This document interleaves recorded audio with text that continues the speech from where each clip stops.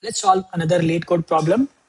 We have given two strings, S1 and S2. Now, we need to return true if S2 is the rotation of S1. First of all, let's understand what do you mean by rotation. For example, if we rotate this S1 by left or right by any number of times, if it can make the string S2, then S2 is the rotation of S1. For example, I'm going to rotate this S1 left by one character. Now it becomes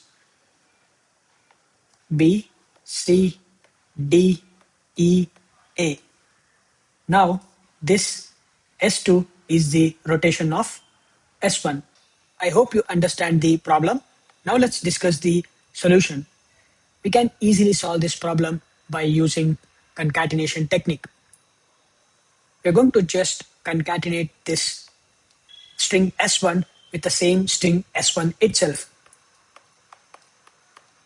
After we concatenation, we get the string that looks like this. Now, if this S2 contains in this string, then the S2 is the rotation of S1. You can see that the S2 contains inside this string. So it is the rotation of S1. We are going to return true. I hope you understand the solution. Go ahead and give it a try in LeetCode.